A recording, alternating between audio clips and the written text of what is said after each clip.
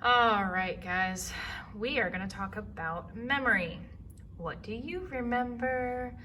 All right, so what memory is, it's just your brain's file cabinet for experiences, skills, things you've learned. There are two categories of memory. You've got implicit, which means it's not clearly stated where it came from, how you got it, what you learned, or explicit, and you know exactly where it's from, what it's about, all of the details. Now, those are two categories. Within those two categories, we've got three kinds of memory. We've got the episodic. This is a specific event that you remember in detail. It could be a wedding, it could be a movie, it could be, for me, it was Hurricane Andrew in 1992. I remember how the doors would come in 6 inches, go out 6 inches. I remember after the storm passed, we opened the door, my dad whistled, and both of our dogs came running in. Those are very specific memories. Those are episodic. It's an episode. All right. You've got your semantics. This is general knowledge. This is what, almost like slang. These are going to be things that you learn along the way. You're not exactly sure what it comes from, but you know what a slang word means. Lit would be a very odd word to use for it. So that's where semantics are words. And we've got implicit. So these are skills, learned habits, think muscle movements, riding a bicycle, swimming every once in a while, depending on who you are, that type of stuff. All right. Within your memory, you have 3 ways to put memories in, how they go into your brain. We have encoding, so that's going in. Storage, that's the file cabinet. Retrieval, taking the file out of the cabinet and bringing it to the forefront of your brain. Your encoding, this is putting it literally into your brain. So with visual and acoustics, you're going to have pictures and sound. Semantics, remember we give meaning. So that would be a lot of those acronyms that you learned. So the biggest one is Roy G. Biv. What does that mean?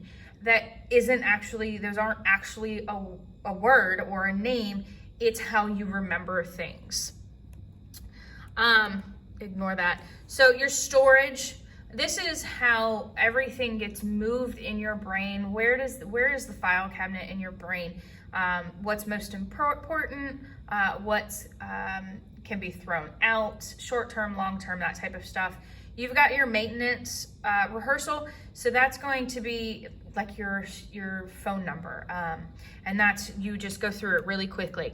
So I can have the rehearsal of a phone number, 804-323-1993, 804-323-1993. I have rehearsed it. If you've got your elaborative rehearsal, this is something even more that you would have to put into it. So it's a higher order thinking type of storage, and it's going to happen a little bit slower because of how you have to think of the information.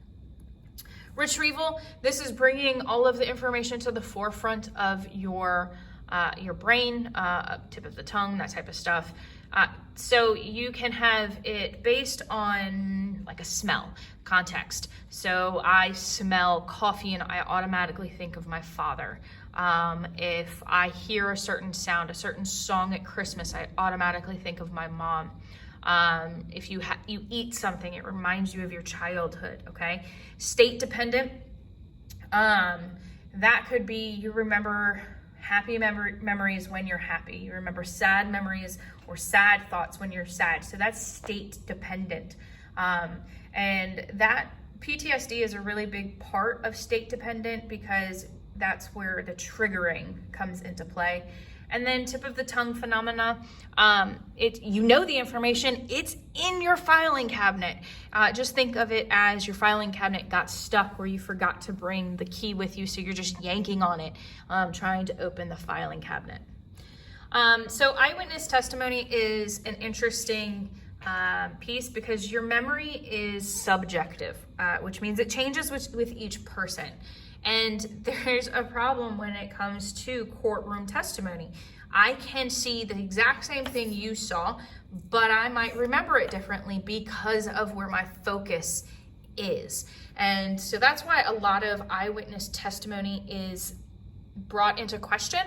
And that's why we as a culture try and focus on data of DNA and video recordings and that type of stuff, because it's not subjective, it's very objective.